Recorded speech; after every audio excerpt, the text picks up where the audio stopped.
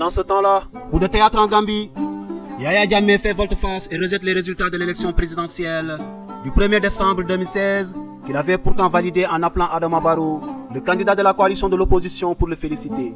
Ce vendredi 9 décembre, à la surprise générale, muni d'un rapport de la commission électorale, Yaya Jammeh annonce à la télévision gambienne son refus de reconnaître les résultats de l'élection présidentielle sous prétexte qu'il y a eu des irrégularités et demande l'organisation d'un nouveau scrutin.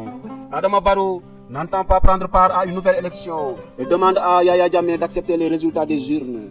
Au lendemain de ce revirement spectaculaire, les réactions de condamnation ont figé de partout et le Sénégal, par la voix de son ministre des Affaires étrangères, Mankeur Ndiaye, a dénoncé la décision de Yaya Jammeh, qu'il juge inacceptable. Mankeur Ndiaye, sur un ton ferme, a demandé à Yaya Jammeh de veiller à la sécurité du président élu Adama Barrow et des ressortissants sénégalais en Gambie. La présidente de la Commission de l'Union africaine, Nkozazana Delani Zouma, a qualifié cette contestation de nulle et vide. L'Union africaine exhorte fortement le président sortant à faciliter une transition pacifique et à transférer le pouvoir et appelle les forces de défense et de sécurité à rester strictement neutres. En plus de l'Union africaine, l'Union européenne s'est dite profondément inquiète et invite Yaya Jammeh à respecter le verdict des urnes et à assurer la sécurité du président élu Adama Barrow. Même son de cloche du côté de l'administration américaine qui condamne la volonté du président sortant de remettre en cause le choix des Gambiens.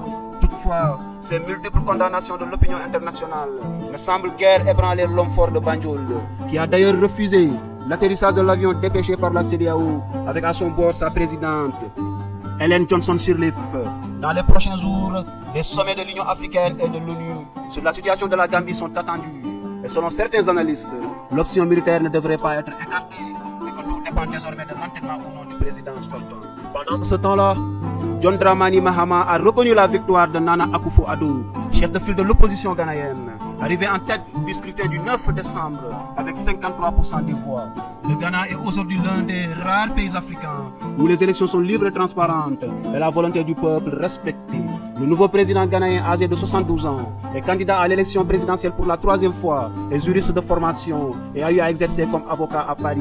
Il a également occupé les fonctions de ministre de la Justice et ministre des Affaires étrangères dans son pays.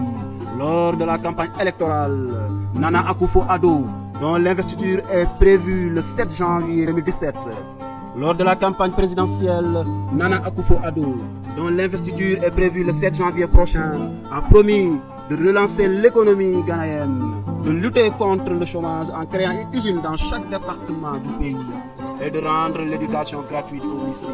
La tâche du président élu est loin d'être facile, dans la mesure où le Ghana est le pays d'Afrique subsaharienne le plus endetté à ce jour. Pendant ce temps-là, au Gabon, Jean Ping, dans un communiqué lu par son porte-parole, a annoncé la tenue d'un dialogue national du 18 au 23 décembre 2016 en vue de faire respecter les résultats du dernier scrutin présidentiel gabonais dont il considère être le vainqueur. Il invite les Gabonais à s'inscrire massivement pour prendre part à ces réunions. Pendant ce temps-là, une véritable chasse à l'homme noir a été organisée le week-end dernier par les autorités algériennes qui ont procédé à l'arrestation de plus de 1500 migrants. Le mercredi 7 décembre, une partie des migrants arrêtés a été expulsée vers le Niger et d'autres ont été installés à Tamaracé dans le sud pour de meilleures conditions d'accueil, nous apprend le Croissant-Rouge. Pourtant, ils étaient installés à 25 dans des tentes préfabriquées, dormant sur des matelas, ne prenant qu'un repas par jour et faisant leurs besoins dans des sachets plastiques. En plus, ils se sont vus interdire le droit de sortir de ces tentes, sous peine de se faire tabasser par la police. Le jeudi 8 décembre, en fin de journée, certains d'entre eux ont été libérés et abandonnés à eux-mêmes, sans ressources, à des kilomètres d'Alger d'où ils ont été arrêtés. Pendant ce temps-là, la République démocratique du Congo serait le pays le plus écouté par les services de renseignement américains et britanniques.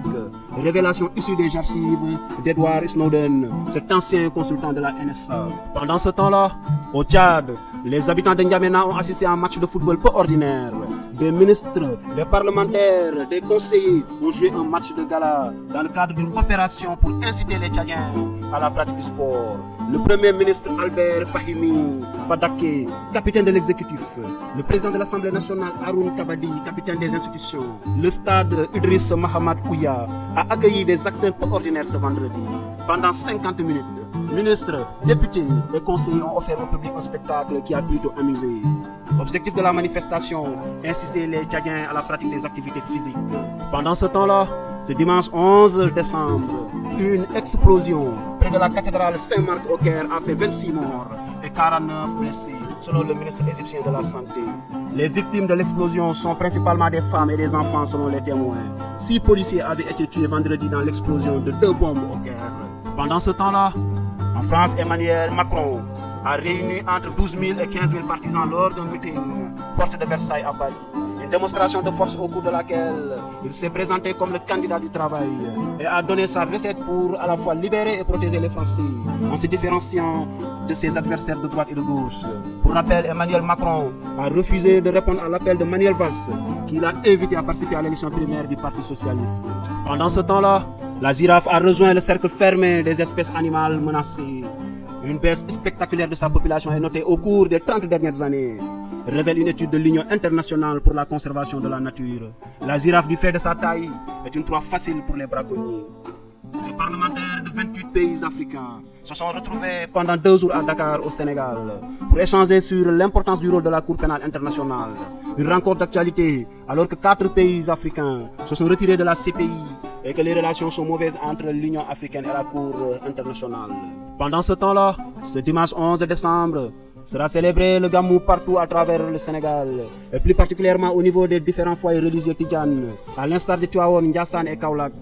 Le Gamou commémore la naissance du prophète Mohammed, paix et salut sur lui. C'est l'occasion de rappeler aux musulmans son histoire, son œuvre et son message.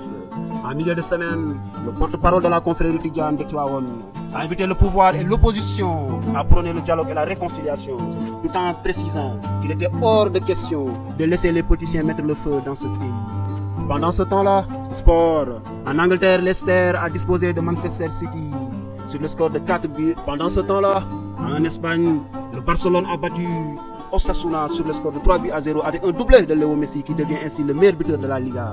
Le Real de Madrid, leader de la Liga, s'est fait peur sur son propre terrain, mais est parvenu à prendre le dessus sur le Deportivo La Corogne à la 93e minute grâce à un but du récidiviste Sergio Ramos. Lors de cette rencontre, le club de la capitale a montré des errances défensives inacceptables selon certains socios. Pendant ce temps-là, le temps passe et s'écoule.